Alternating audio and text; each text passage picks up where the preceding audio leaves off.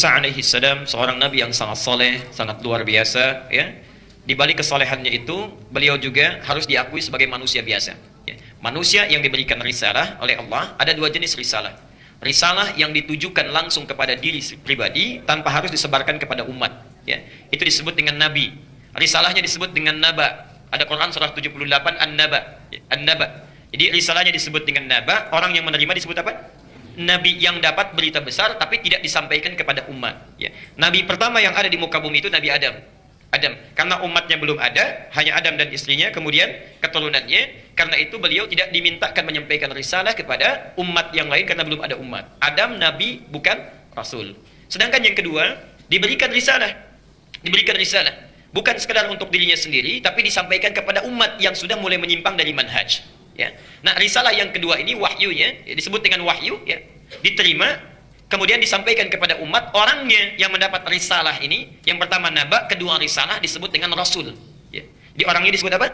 Rasul. Rasul pertama yang sampai kepada kita, kemudian menyampaikan risalah Islam, itu adalah Nabi Nuh alaihi salam, ya. Jadi dari zaman Nabi Adam alaihi salam, kemudian terlahir keturunan-keturunan, itu belum menyimpang. Setelah Adam meninggal, keturunan mulai menyebar dan sebagainya, terjadi kemaksiatan, ya. Setelah itu ada 6 orang soleh, ya.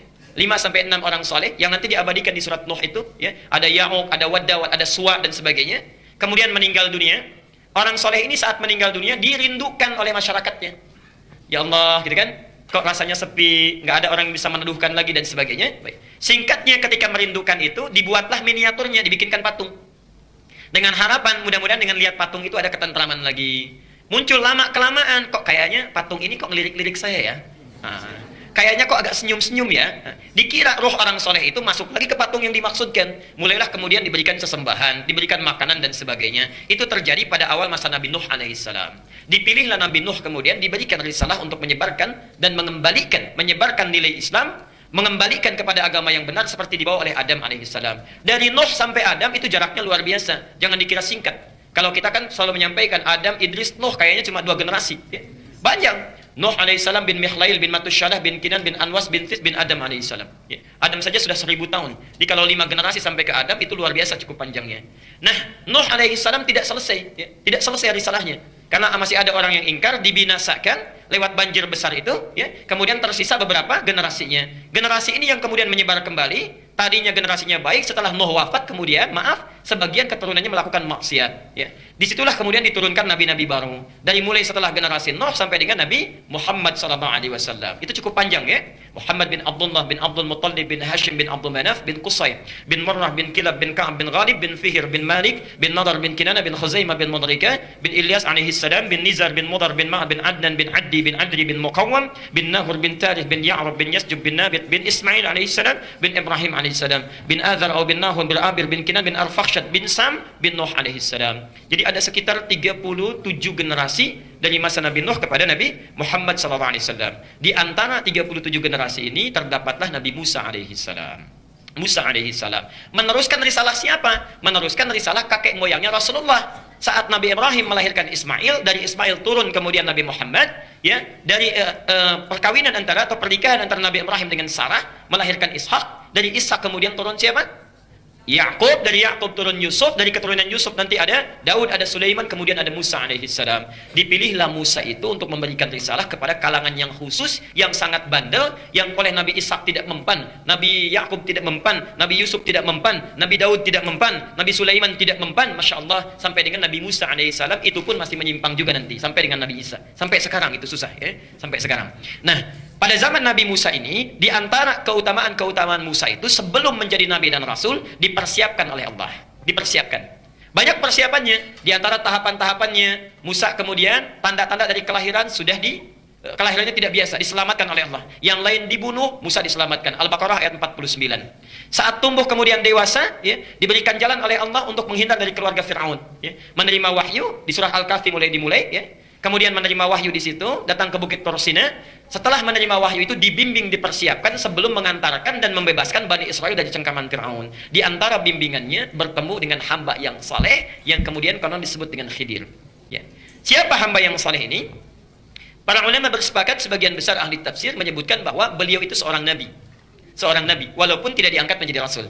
Ya. Nah, seorang nabi ini walaupun tidak diangkat menjadi rasul, diberikan oleh Allah keutamaan-keutamaan. Di antaranya adalah ilmu takwil, ya. Jadi ada takwil yang terkait dengan mimpi, ada takwil yang terkait dengan fenomena tertentu. Takwil yang terkait dengan mimpi, misalnya Nabi Yusuf alaihissalam, kita sudah hafal kisahnya. Takwil yang terkait dengan fenomena tertentu itu diberikan kepada Nabi Khidir alaihissalam. Mulailah Musa diminta untuk belajar kepada Khidir untuk mempelajari kadar kesabaran.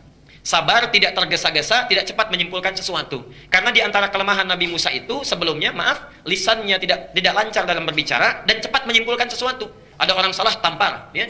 Makanya pernah tampar orang sampai meninggal dunia, sampai kabur dari kejaran Firaun, ya. Karena itu dilatih kesabaran, bertemu dengan Khidir. Khidir itu seorang nabi ahli takwil dan memiliki kesabaran luar biasa. Singkatnya, saat bertemu dengan Khidir, menyampaikan ingin belajar, kata Khidir syaratnya sederhana, nggak boleh tanya.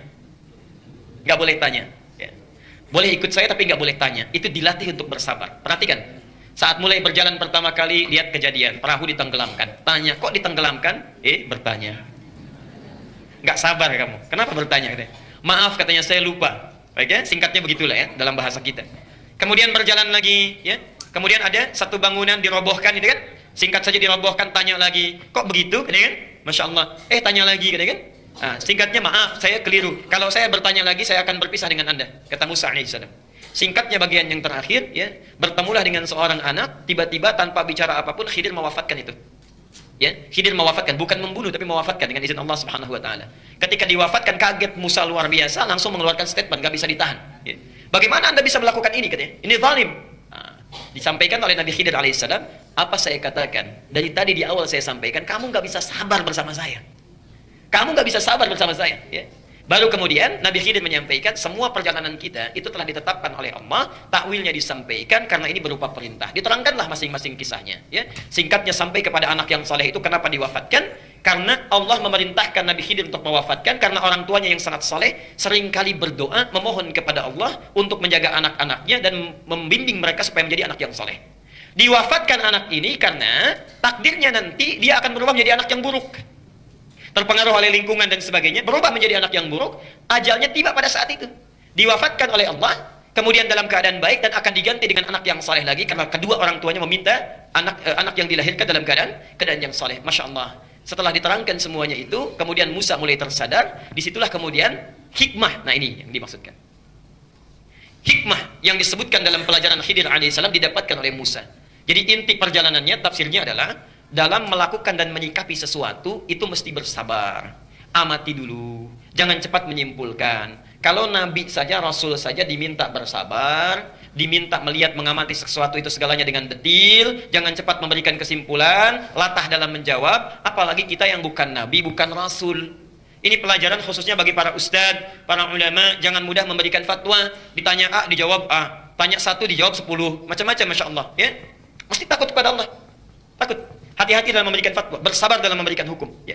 Dari pelajaran inilah kemudian didapatkan oleh Musa, lalu mulailah datang dengan Nabi Harun alaihissalam, mulai untuk membawa Fir'aun kembali kepada ajaran Islam. Sudah punya modal kekuatan, punya modal kesabaran, jadi nanti kalau Fir'aun caci maki, nggak dibalas dengan caci maki. Kalau Fir'aun marah-marah, tidak dibalas dengan marah-marah, karena bekal sabarnya sudah ada sebelumnya. Itu kira-kira tafsir cepatnya.